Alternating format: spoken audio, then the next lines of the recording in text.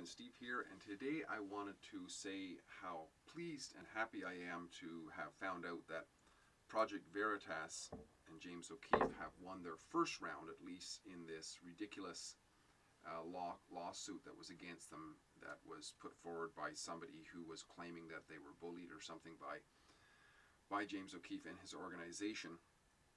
And it was a jury trial, apparently.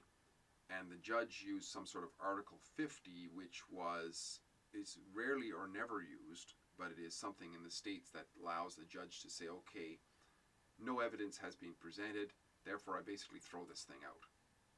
And that was, you know, there's the odd bright light. And what it is that there's the light of liberty flickers within government. Because government, as if you've heard me talk before, government is an evil organization, right? That's what it is. But when it starts out, it has a very little bit of evil, and the rest of society is basically free. But the more and more and more government that creeps in, the less freedom there is. But the odd time, there's still that flickering going on.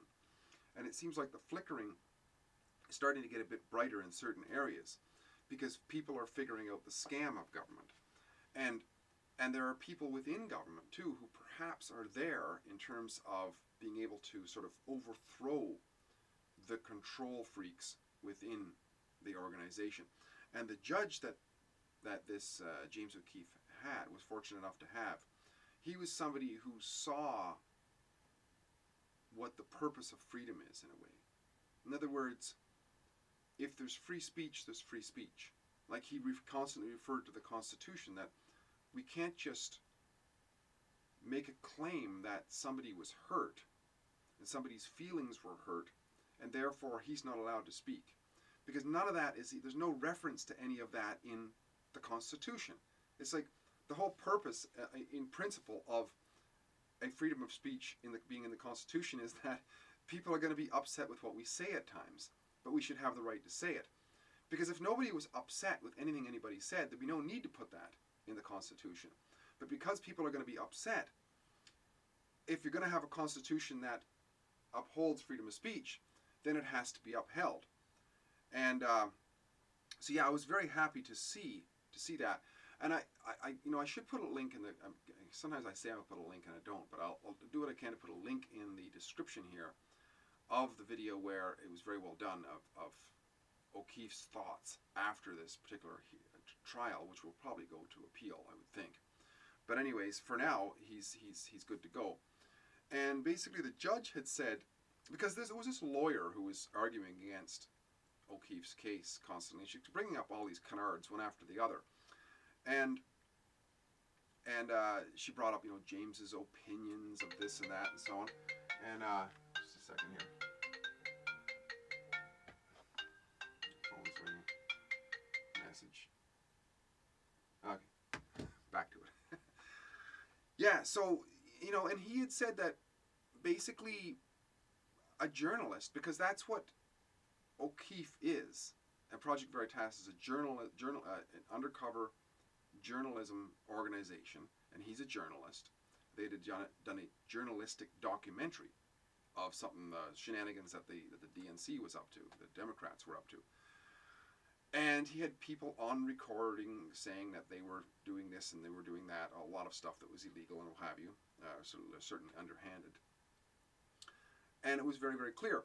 But the prosecutor was trying to make the case that, but his intention was this, we think his intention was this, and his opinion this.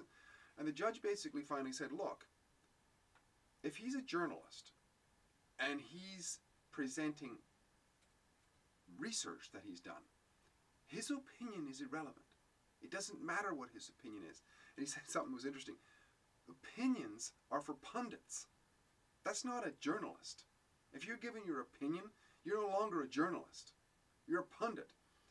And you know, and this reminds me of how you know, when CNN was finally caught in all of their fake news and so on, it was one of their higher-ups, I don't know if it was their CEO or one of them, who basically said that, well, his excuse, well, we're not journalists.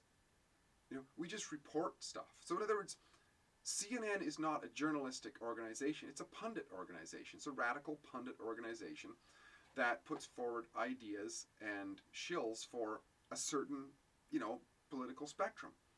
In that moment, at least they were honest. So, you know, for anybody who listens to CNN out there, you're not listening to journalism. You're listening to, you know, activist punditry, and that's all it was. And basically, you know, the one who was suing O'Keefe was basically an activist, and they had proven that, and they were told by the people who hired her that she was sent into a Trump rally to basically get into a scrum and look like a victim. It was deliberately all it was all contrived, right?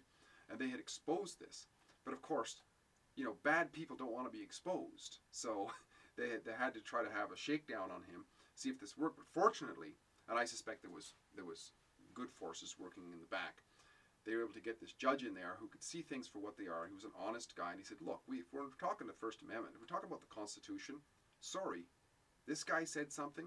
He didn't say anything illegal. He didn't do it. He didn't threaten anybody. You know, here's Article 50. Go pound sand. We're going to throw this whole thing out.